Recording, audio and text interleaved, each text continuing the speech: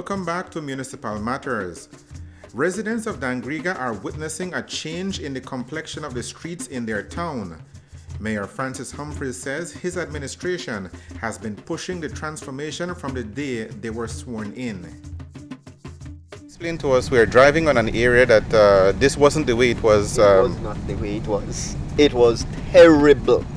The old pavement had broken up badly to virtually being non-existent, and it made no sense, no practical sense to try and repair the old pavement. It simply had to be taken up and replaced with concrete. Now, this is what the original surface of Front Street looked like when it was in fair condition. This just disintegrated in long sections of the street, and so the plan was to take out all those bad sections and replace them with concrete. The section that we are approaching right now, for instance, gives access to the public library, and again was so horrible that we had to take out the entire length that we are driving on right now, replace it with concrete, so that now we have access to Ignacio Carter Library in any weather condition.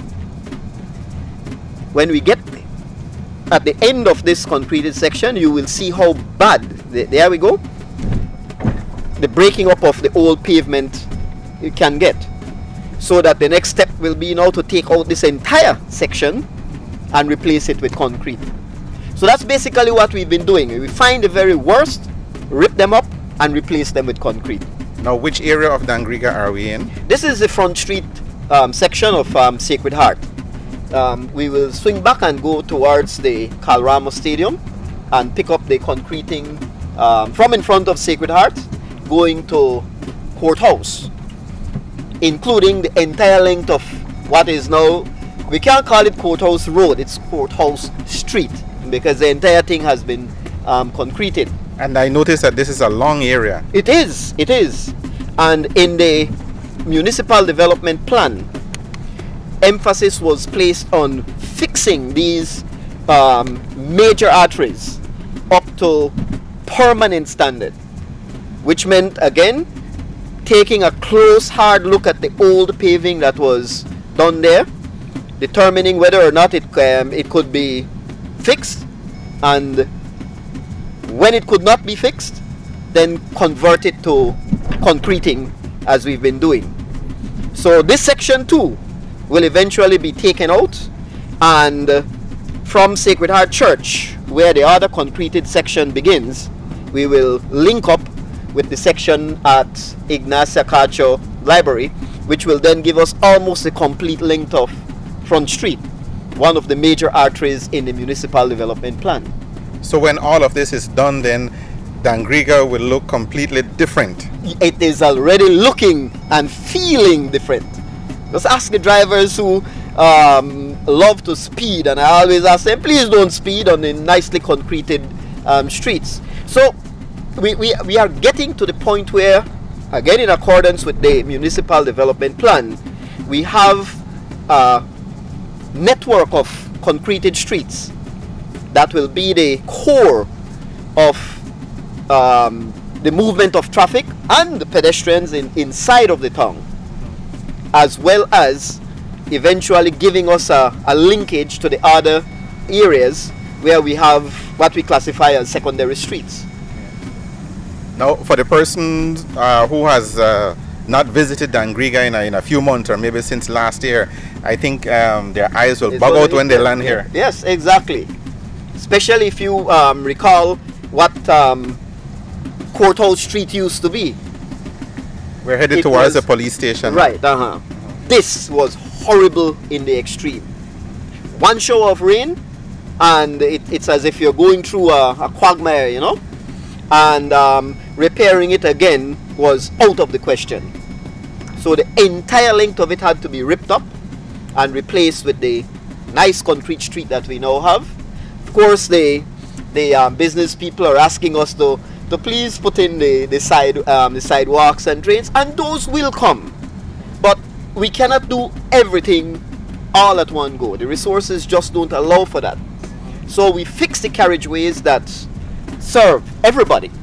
And as the resources become available, we put in additional sidewalks, additional drains where they are necessary, and so we keep the momentum moving along to the level that we are aiming for. What has been the early reaction to the townspeople about what you're doing here? Oh, fantastic. I am always gratified when my public relations officer reports to me, you know, that after posting up these things on our Facebook page, the instant responses in terms of likes is always heartwarming. And this way, yeah.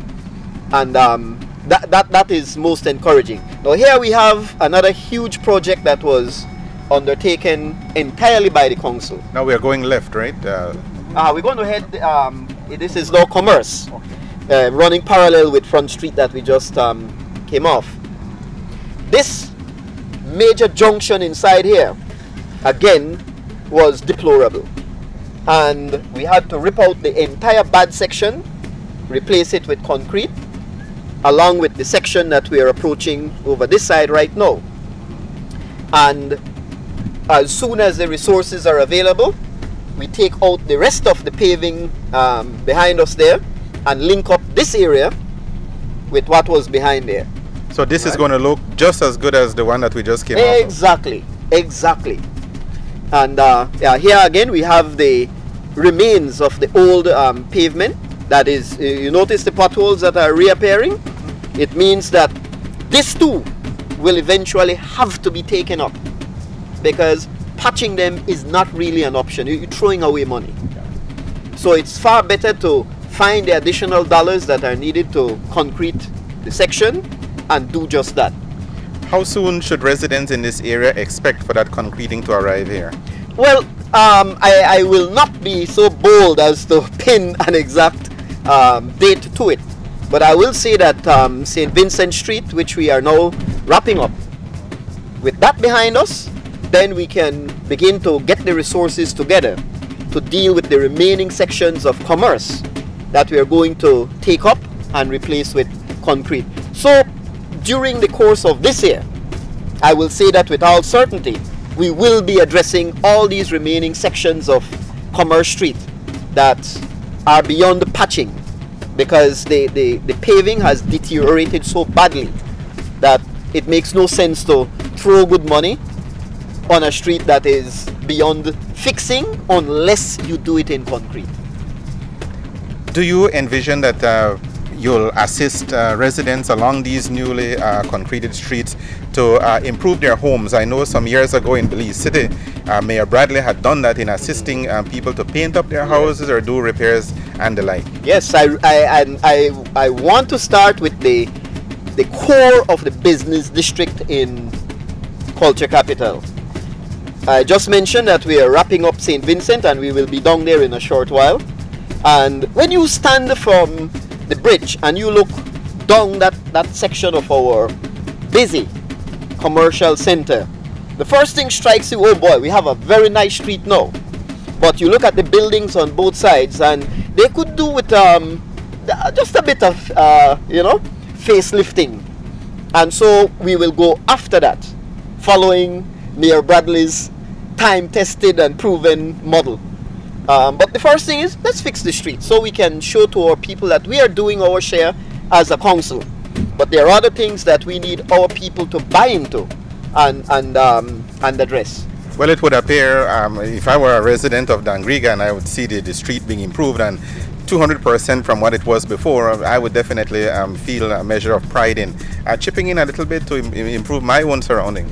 Absolutely, and I'm glad you're saying it so nicely so that my fellow citizens in Culture Capital hear it from somebody else, not from their crazy old mayor. And so take it that, you know, we are asking for a fair share of making our community better for everybody, but we all have to chip in.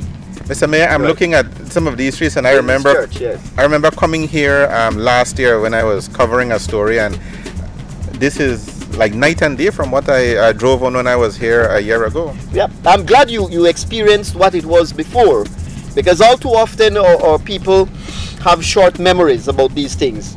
Once it is finished and you start using it, you forget what it used to be before. And what it was unacceptable. It was bad. And so the only solution again was to take up what used to be Church Street and make it into what is Church Street right now.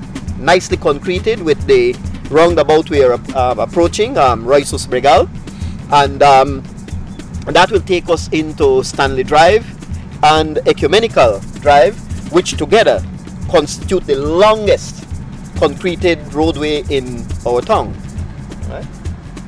Now, which roundabout is this? This is Roysus Bregal. The monument over there was erected by the previous town council in his honor. It was unfortunately badly located so that it's kind of off-center, and there is very little we can do about that. But the contractor who actually did the work here fixed it as best he could, given the fact that that thing was already anchored there. But it is the Roysus Bregal roundabout and brings us into Stanley Drive that we are now progressing along. This will take us where?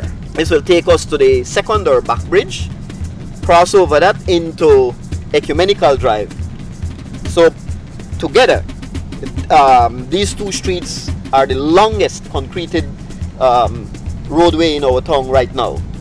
I also remember some years ago coming on a parade on this particular street that we're on, and it was nothing like this. I mean, it was rough and bumpy. Rough. Let's go down Thomas Vincent Ramos Avenue before we head over to Ecumenical Drive.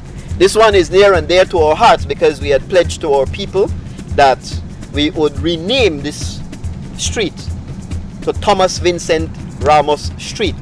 It was previously known as Ramos Road, and the term roadway automatically conjures up, you know, that this thing is below standard, and it was below standard. It was badly broken up, and all the previous paving attempts at keeping it in good shape had failed.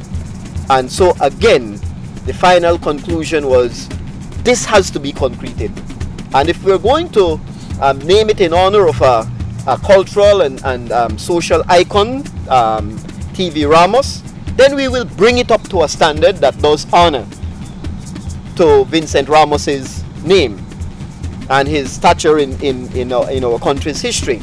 So we have concluded our steps towards making it Thomas Vincent Ramos Avenue, and the next big step now will be to align it with a division line, landscaping the shoulders, putting in walkways where we can, fixing up the surface drain. So when you come down here, it will be nice, and certainly will do justice to the memory of Thomas Vincent Ramos. Right? We're approaching which bridge? Now, this is the main bridge, and we'll go that direction and then perhaps swing back down Ecumenical Drive, right? Oh yeah, let's take the North Riverside. Yeah, North Riverside. How can we miss North Riverside? Can't miss this, because this is one that again has several sub components to it rather than just the roadway. On this side are these dilapidated and downright disgraceful hotments, from which we have removed the vendors who are occupying them and relocated them right next door in better facilities. The intention being that all of these structures will be dismantled and the area restored to what it used to be in the past, Carlos Norberto Park. So the next time you come back here, that riverbank will be nicely landscaped. All those dilapidated eyesores will have disappeared, and it will be a really nice social area where you can go and relax. It's a park, enjoy the scenery. It will be good. Do you think it will be ready for November 19th this year? Absolutely, absolutely. That goes without saying, and I will say it anyway, that it will be ready for the 19th. Incidentally, that was the area, and it still is the area where the reenactment, Urime, is conducted every 19th. So this coming 19th, it will be right there, and you can come and videograph it. How is that? I will take you up on that offer. I'll be here. Absolutely, yes, yes. I'm looking forward to it. It will be nice. All right. Now we're headed to Ecumenical Drive. We're headed back to Ecumenical Drive, right, by way of Thomas Vincent Ramos Avenue. All right. When is it going to be officially renamed, or has that been done? We have gazetted the change of name already. I believe the 3 consecutive notices have gone through, and once that is done, then we will have an official ceremony. And again, when we have DANGRIGA Day on the 21st as well as the 22nd of May, we will have a ceremony reopening Thomas Vincent Ramos Avenue to coincide with our grand municipal fair in May. All right. Has the dates been selected for that fair? Oh yes, the 21st and the 22nd of May. Okay. So we already have to be there for that, you know. It's going to be grand. So already that's we are previewing it. Tell the people what will happen there, and it's going to be fantastic. We're going to convert all of Why Not Island and its environment, the seaside, so that you have that seaside ambience, you know. There will be the traditional eats and drinks and music and fun games. We'll have boat rides and river rides, and we are going to raffle a 2017 Wingle. Well, since you invited me, and TNC will be here, and I know that I will already win that, can I come on the bus and drive back the vehicle to Cayo? Well, you've got to, how they say it with the lotto, you have to be in it to win it. So well, I'm already telling you I'm going to win it. You're going to win it, but you haven't bought the I haven't bought the ticket yet, but I'm going to win. But they're going to win. All right, I wish you luck. I want to win it too, you know. But anyway, but that's a big part of the activities we'll be having for that day. And we already have advanced advertising on our Facebook page, and as the days go by, we will ramp up the advertising of that activity, and we're looking forward to it. We're hoping that we raise sufficient funds for us to invest in yet another sorely needed concreted street, as well as sprucing up a lot of our other playgrounds aside from Alejo Benny. Okay. So it all goes right back into the community to make it nicer for everybody. Mayor Humphreys, I can tell you that Ecumenical Drive wasn't like this when I was last here, and that wasn't very long ago. Right, that is so right. There was a point in time when the students coming to Ecumenical High School, especially because they have to go through Aranda's Crescent, were literally walking through mud during the rainy season to reach school. Thank God that is now a thing of the past. All right, we have fixed this up, and the next big step will be to upgrade the access road through Aranda's Crescent to reach Ecumenical High School. Upgrade that either by concreting it, or even better yet, putting in a properly paved section of road to link up with the big project that I will show you at Gadsby Ramos and Trucking Boulevard. So that is coming along nicely. Now we've reached back to the highway. The highway, which I was informed yesterday is going to be upgraded to as part of the Hummingbird Rehabilitation Project. So that's a big one that will do us proud. All right? DANGRIGA is certainly being transformed. Yes, absolutely, and it's all a matter of focusing exactly on what is needed to make that transformation real. We were not elected to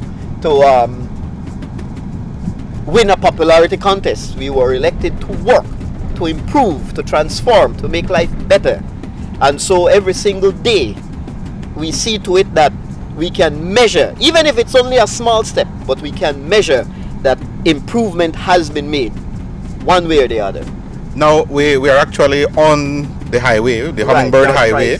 Drive, yes. George Price Drive. Right. And we've come off from what I would term the north side of town. Now we're on the south side of town. This is the south side, right.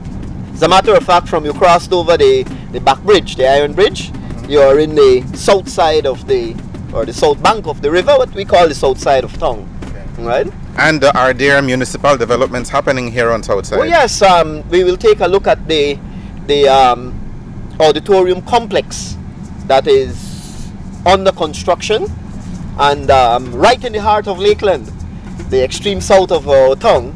And like Carl Ramos, once it is finished, will be a jewel in the southern section of the town and for the whole town. Not to mention the rest of the district, because that facility will serve not just culture capital, but its environs as well.